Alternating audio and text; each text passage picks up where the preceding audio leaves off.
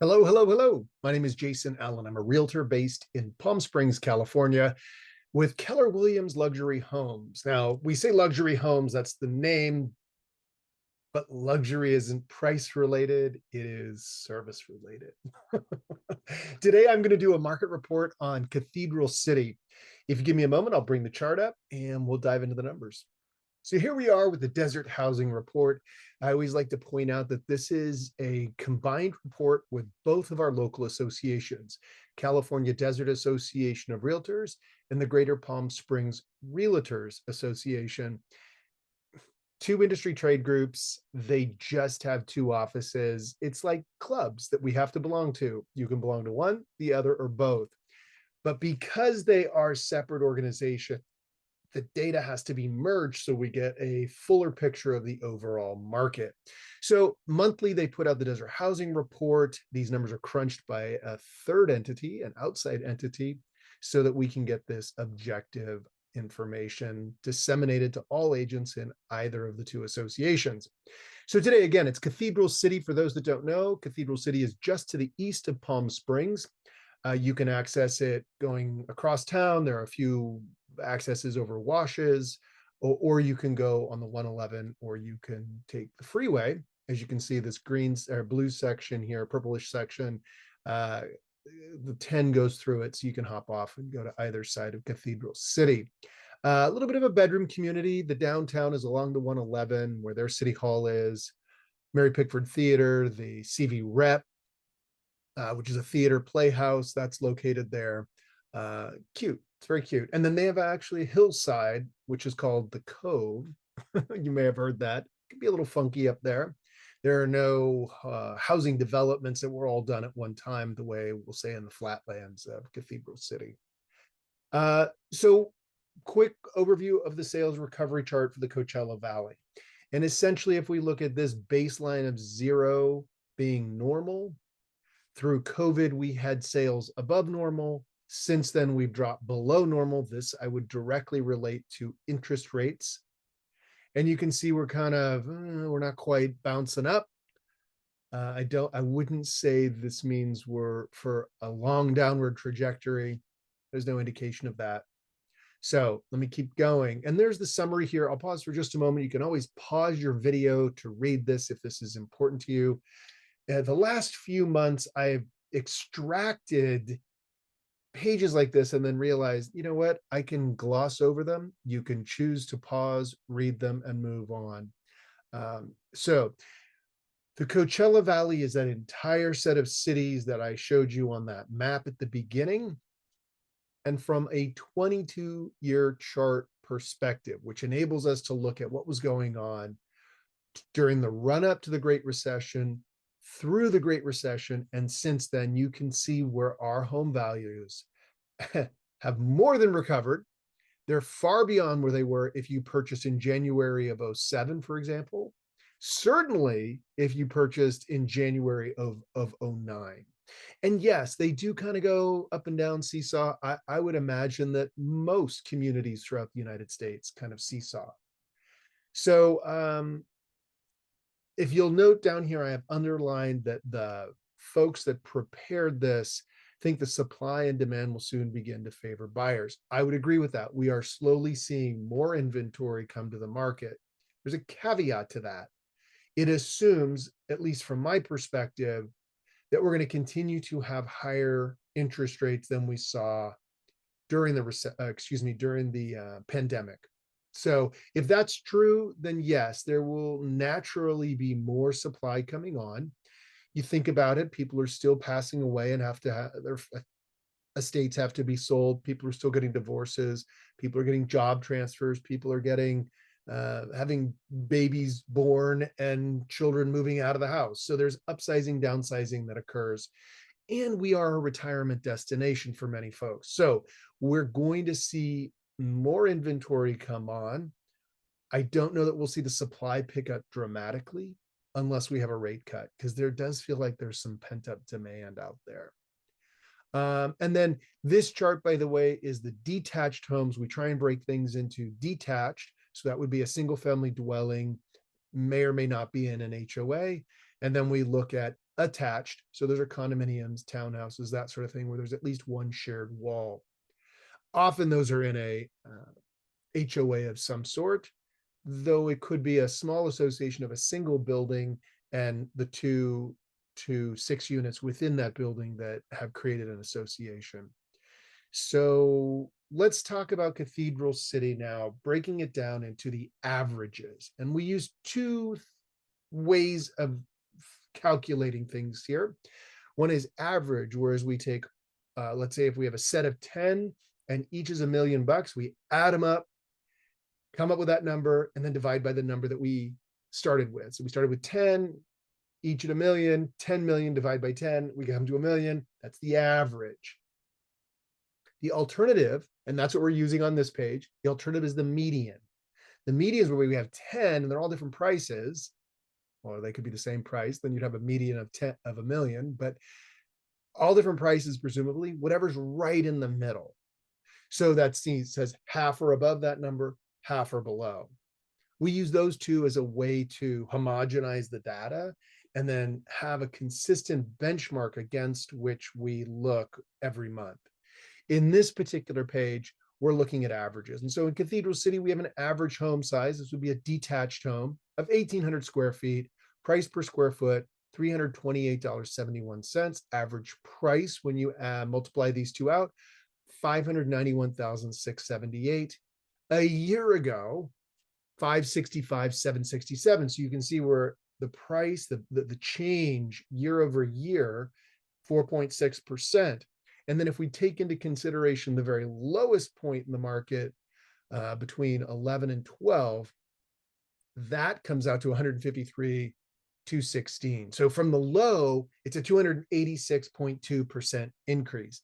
Why do we say that? Most people sell their house within 5 to 10 years. So it's unlikely there are a lot of folks that still are holding their home from the low point. But if you are, recognize you have significant equity in your home. Then for the attached townhouses, condominiums, Cathedral City, the average is 1,250 square feet. Price per square foot, $264.39. Average price, $330,488. And that was today. A year ago, they were higher at $344,888. So that's a decrease of 4.2%. However, if you look at it from the low, 80,554, and that's a 310.3% increase. Just information out there. My suspicion is that unless you purchased during COVID, so within the last 3 years, 3.5 years at this point, you have equity in your home. So the question becomes, when you go to sell it, are you selling it for a profit, essentially, but maybe not as much of a profit if you were to have sold it during COVID or even last year? But that speaks then to houses are not stocks and bonds. You can't liquidate them easily. You have to recognize that you live in your home, unless it's a rental unit, but even then someone's presumably living in it. And so timing plays into it and motivation plays into it. So, don't beat yourself up if you couldn't sell during COVID because you had nowhere to go. And now you're taking a little bit less. It's not the end of the world, is it? So let's go down to, I'm going to skip a few of these. I pause here long enough. You can pause it if you want to analyze it. So that's attached and detached. Let me go down here to home sales by city. So this is a 3-month average because we want to take into consideration an off month. So we compare a 3-month average and then a 3-month average for a year ago. And in Cathedral City, we had a year ago 49 sales, this year 43 sales. That speaks to the demand side diminishing. If you look all across the board, with the exception of Indian Wells and Desert Hot Springs, demand, I beg your pardon, and Palm Springs, demand was pretty much higher a year ago, but not by much in each of these cases. Like, okay, that's 15%. We're not like having it. I always go back to the predictions that our market was going to go off a cliff or something that's just not founded in reality. So here in this particular chart, what I've done is we look at a 3-month average sales by price bracket. And in fact, this one I should have shifted. This was for last week's report. I'm just gonna move it to the two averages for the Cathedral City market. And those I'm picking up from that earlier chart where it talked about the average size of home. So detached and attached, the average attached was in the 600,000, excuse me, the detached was in the 600,000, the attached was in the 350-ish. So when we look at the sales of these two, if you recognize now where a year ago, the 6 to 700,000, there were fewer homes sold. In the 3 to 399, there were more sold a year ago. 10 more. In this case, the opposite, 10 more. So not huge fall offs. And again, across the board, not huge fall offs. This is a new chart, Valley dollar volume. Again, it's broad over the entire Valley, not exactly helpful when we're looking at a specific community. And then this is just saying that a year ago, there were $25 million in sales. This year, it was $23 million in sales. So when you think of the average house sizes, you begin to understand $2 million, that's, 3 condos at 350 and, or 4 condos and a house, not large numbers, not 20 houses or 15 houses. And then dollar sales by price bracket. Again, let's go down to this area here, which is where you're going to find most of the inventory in Cathedral City. If it's useful, these are averages. I like to tailor this for a buyer or a seller. I'm doing it for both in a presentation like this, but you get the idea. And then this is just with respect to the overall inventory. You can see in 2019, and our inventory increased dramatically as we, I beg your pardon, the inventory simply increased in 19. As we got into COVID, you see where the inventory decreased and there was an inversion with prices. The important thing to see here, as far as I'm concerned, is that here is where our inventory was before the pandemic, and here's where it's projected. So it's still fewer houses. And if you compare it to where we were in about, what is that, March or so of 19, again, we have significantly fewer houses. The delta between 4,000 and is this 2610, 1,400 houses or so. That's a lot of houses. Inventory by city, you can see a year ago in Cathedral City, there were 116 units. Now there's 151. There are more people that are saying it's time to sell. That's all that says. And then inventory by price bracket. Again, let me come back down here and look at, this is generally where you are in Cathedral City. And so a year ago in each price bracket, there were fewer homes. And then if we look at today, at the higher end in Cathedral City, there are more homes. Let me speak to that. When prices are elevated across the Valley, and you think of Palm Springs as world renowned, it's the magnet. It's a little bit like I'm moving to San Francisco, and then you find out what it costs to live in San Francisco, so you move to San Bruno or Berkeley or somewhere else. That's a little bit what happens here. People arrive in Palm Springs, they say, wow, for $500,000, I can get a whole lot more in Cathedral City. Or 700,000, I get a whole lot more in Cathedral City. So as prices start to level out and now favor buyers, someone that maybe got priced out of Palm Springs says, oh, wow, I can actually afford a $700,000 condo in Palm Springs, and I'd rather be in Palm Springs than Cathedral City. because that's where my friends are. That's where the restaurants are that I want to go to, the gym, the market, et cetera, et cetera, et cetera. So you'll see as markets shift more towards buyers and away from sellers, you'll see that sort of happening where the higher end in an outlying community, until you get down to Indian Wells and La Quinta, let's say, but in closer to Palm Springs, you'll see where the higher end is going to have a higher inventory. And then if you see like this sweet spot of 4 to 499, the inventory is not dramatically increasing. So keep that in mind. This is important on both sides of the coin. If you're a buyer and you're trying to come into the market and you see where like, oh, if I go from 5 to 5.25, I'm going to get a whole lot more choices. If you're a seller and you recognize like, wow, I would probably like to get 500,000, but maybe the key is to actually list at 490, and I'm going to pull in more buyers because there's less inventory in that price bracket, which is where you're going to probably be anyway if you're at 500. And by the way, you never really want to price right at a threshold like that.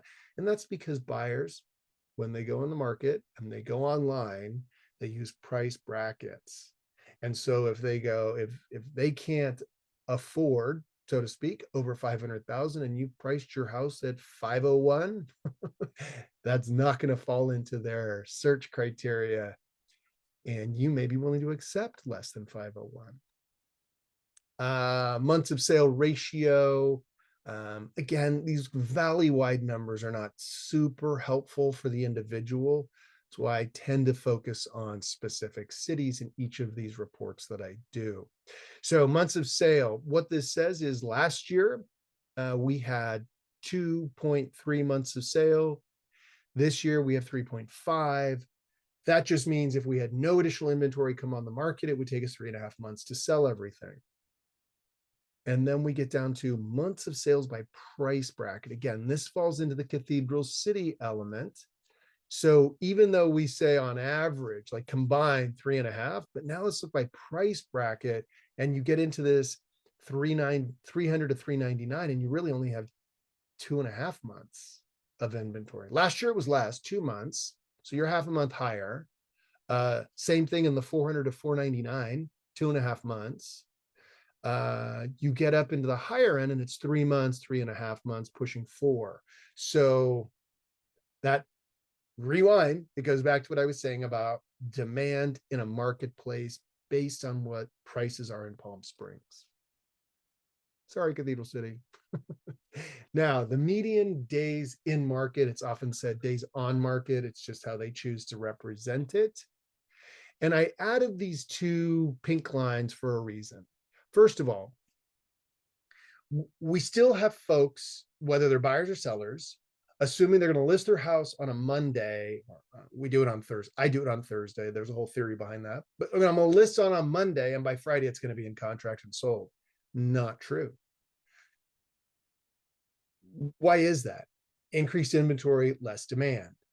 But we're not talking about 3, 4, 6, 9 months on the market. We're talking 45 days. And if we dial the clock back, this trough here is COVID. If we go back pre-COVID, January of 19, you were almost at 50 days. July of 24, we're 45 days. June, May, this report is May, but May, 45 days. So not significantly more, certainly not its high water mark. And then you can see here, right when we're hitting COVID, it was like February, March, we saw days go up because everybody was panicking. And then all of a sudden, people started to realize what was going on, and they jumped on the bandwagon. So if you list your home and you're not getting an offer in the first 30 days, don't panic. It's going to be a longer ride. Now, obviously, you want to at least be negotiating with people. An offer is good. And then from a buyer's perspective, and a slight story here, small story, I listed something, I think we're at day 15, maybe 16. We got an offer. It was 15% off of the asking price. And naturally, the seller is going to counter it. I'm always happy to present any offer that a buyer wants to submit. But the reality is, as a buyer and as a buyer's agent, you have to ask yourself, what seller is so desperate that they're going to take an offer that's 15% off of an asking price after being on the market for just over 2 weeks? Why wouldn't the seller say, oh, thank you very much. If that's what you think my property is worth, I'm going to go ahead and lower the price to that point, because then you'll have an opportunity to buy it at that price. But I'm also going to telegraph and telephone and email and let everybody else in the world know that I've lowered the price. And now what we're going to have, presumably the property has interest, we're going to have more than one offer to choose from. And you, Mr. Buyer, that submitted that offer of 15% less, didn't do anybody any favors. Now you're going to be in competition where you probably could have gotten it. And I'm not speaking about this seller, but you could test the waters with something that's less. 15% less is ridiculous. There's nothing in this desert housing report that suggests people are taking 15% off the top off a listing after 2 weeks. Do your homework. And as a buyer, recognize that unless you're willing to walk away from that property, you're not likely to have a second bite at the apple unless you have an agent like me that doesn't take stuff personally and is able to tell a seller, don't take it personally. The buyer does. You get the money, not the buyer. Who cares what the buyer's trying to convey to you? We just want to negotiate a deal. Not all agents are like that. I've been doing this a very long time. A lot of agents would take that offer as an insult because they worked with the seller to arrive at an appropriate market price. All right, I digress. Those of you that watch this far into it must know that I digress. Median days in market has gone down. Median to the middle, half or above, half or below. We went from 27 last year to 42, but the 42 is consistent with the chart that I just showed you. And then based on price bracket, you see it's still about 45, 47. It was 30, 37 last year, not significantly different. Interestingly, if you go up to this $1 million threshold, you can see where last year it was actually longer. Those are selling. I'm convinced that rich people know that now's the time to buy. Average price and discount. So this is, again, goes back to what I was saying about a 15% offer on offer. Those doesn't bear out even across the valley. These are like 2.5% that you're getting off of a property on average. And then average selling discount by city in Cathedral City, last year it was 1.1, now it's 1%. So this also says sellers are being more realistic with their prices. Buyers and buyers agents, when you're preparing an offer, show your client the comparables. If you're open to writing a half a dozen offers and getting knocked out of the park on all of them because you're not looking at the comps and you're just lowballing everything, you're wasting your time. And you're also setting your buyer up for expectations that are unrealistic. Do this long enough and you begin to realize that. Average selling discount by price bracket. Again, in these two price brackets that we use for the averages in Cathedral City, 2%, 1.8 to 2%. And it's actually gone down in this price point compared to last year.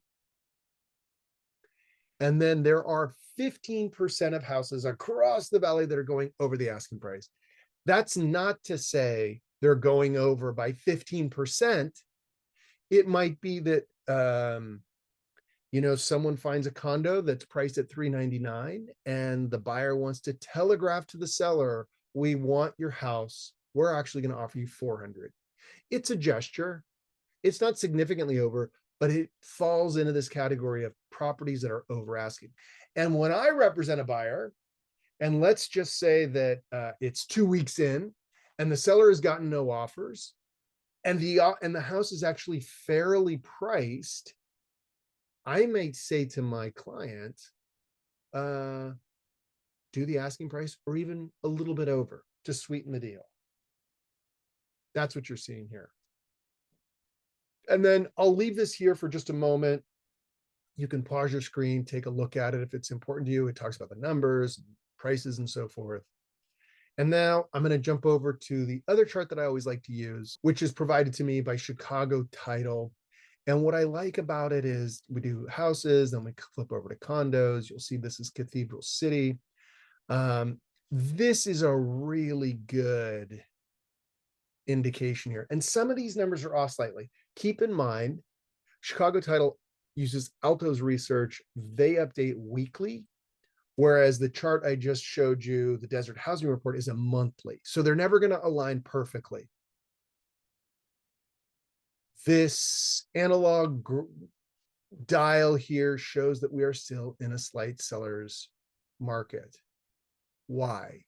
Because we still have low inventory. If you go back to the chart, we had the line.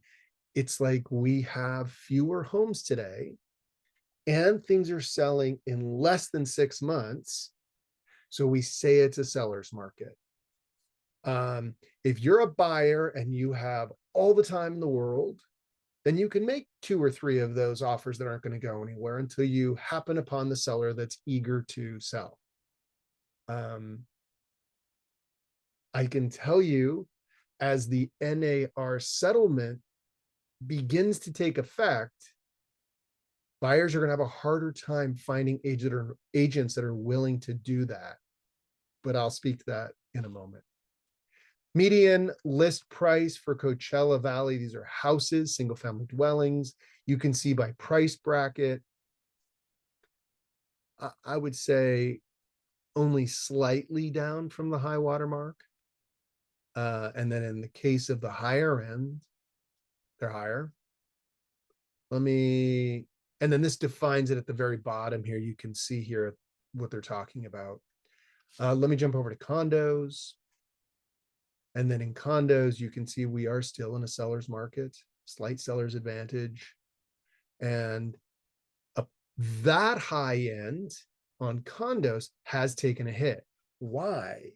Because if during the pandemic, all the prices were elevated and you could spend 600,000. So you went, that's the 600 line here, over here, up to 7. And all you could afford was a condo in Cathedral City. But now you could afford that same $700,000 condo in Palm Springs. You're going to be in Palm Springs. So it's going to fall off. Those folks, I'm sorry to say, you're going to have a harder time selling to recoup your cost unless you bought before the run up. So you see, if we go over to here, we follow this line across and it's still above this line. So if you bought anywhere up into, I'd say, what is that? April, May of 21, then you're doing good. All right. Let me stop sharing and speak for a moment about the NAR settlement. There are so many components to it. I've been resisting doing a presentation because more information keeps coming out. It's evolving. There are a few things that we know for sure. In the state of California, our local multiple listing service, CRMLS, is going to remove all buyer compensation from the multiple listing service on the 15th of August through the 19th of August. And those dates may change a little bit, but essentially after that point, if I'm representing a buyer and I have a buyer's representation agreement in writing, which, by the way, is another facet of this, will be required in the state of California officially sometime in September. It may be as late as November. The judge overseeing the lawsuit that was filed against NAR still has to sign off on it. But at least in California, we're adopting a mentality that will be required. So what does that mean? You as a buyer are going to have to hire an agent or not. You don't have to use an agent. You can do it on your own, but somebody has to do that paperwork. But let's assume you're going to hire an agent. That agent is going to have to sit down with you maybe by Zoom, by phone, in-person meeting, at a coffee shop, in the office, and review all the documents associated with your agreement. And that agreement will have to have a date. It will have to be what the compensation is you as a buyer are paying your broker agent, and the length of time that contract is going to last. Could be a day, could be an hour, could be a week, could be a month, could be 6 months, but it's going to be defined, and then it has to be signed by all the parties. And by parties in that situation, I mean the agent representing you and the buyer. So how that is spelled out, in other words, what you as a buyer and your agent representative decide you are going to get paid, or what the agent is going to charge, will then govern how the two, you and your agent, work together. So what does that mean? Since we know that commissions will have to be removed from the MLS, and let's just say you're working on a commission basis, you have agreed to pay your agent 3% of whatever your purchase price is. Could be 4%, could be 5%, could be a flat fee of $500, doesn't matter. Once you establish that, you then get to tell your agent, look, I really only want to see houses where the seller is willing to compensate you up to and including the amount that we have established you will get paid.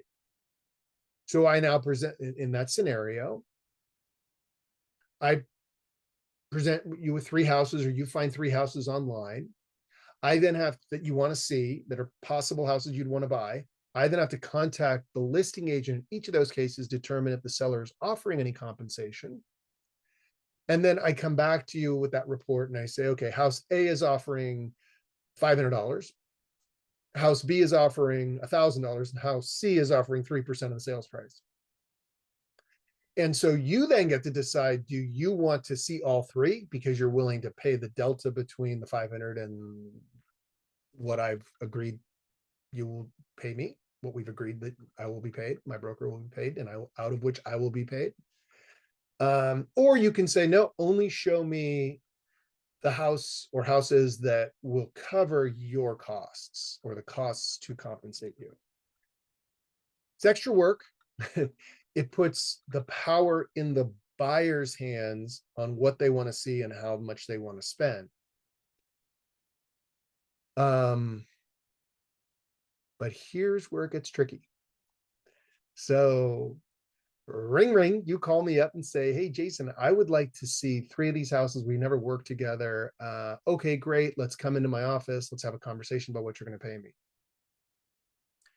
And at that moment, I'm going to evaluate, are you just out kicking tires?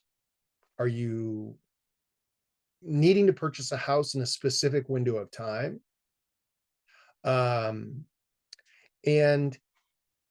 then I get to decide with you what I'm going to charge. Now, why do I make it sound like that? Like, why don't I just have a flat fee? Here's your fee.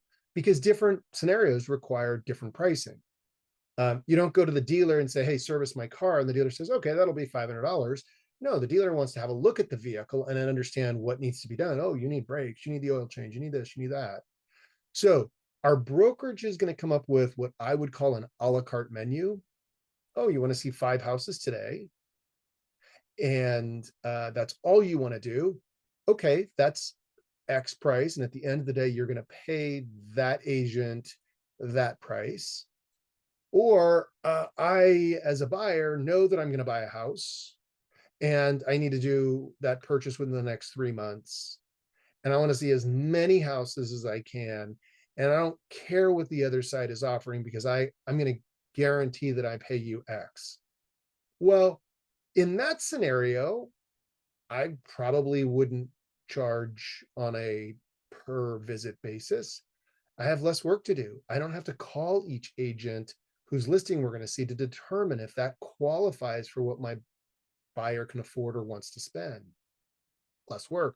We may see more houses, but that's a little bit how we've been operating today, pre-lawsuit. So all that's going to change. I mean, everything's going to change. It's all going to be different. And as I was talking to a colleague recently, We said, our industry has gone through multiple changes in the 17 years that I've been doing this, but they've all been transparent to the consumer. This is the first major change, certainly in my career and what old timers are saying, people that have been doing this for 40 years, that they've ever seen, where the public is going to be impacted.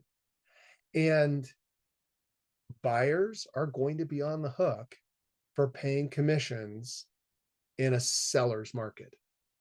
What does that mean?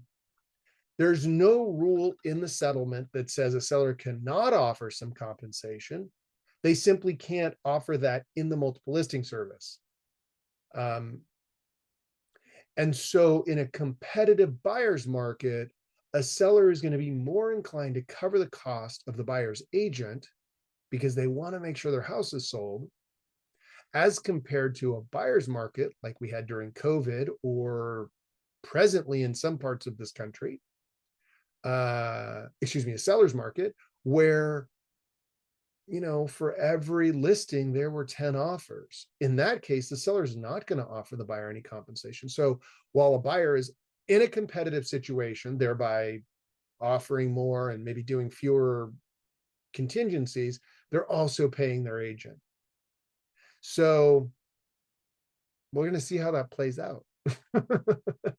And just know that 10 out of 10 agents across the country probably did not want to see this change. We had a very efficient system with very stable prices. What was labeled as a stable price was called price fixing, which is why we were sued and why a jury agreed, without really understanding the benefits to the consumer and how this played out in the real world. So I will at some point do more and other conversations about that. I just don't have enough facts to go on at this point because I don't know, the pudding is still setting. That's all I have for today. Have a wonderful week. I'll be back next week. Bye.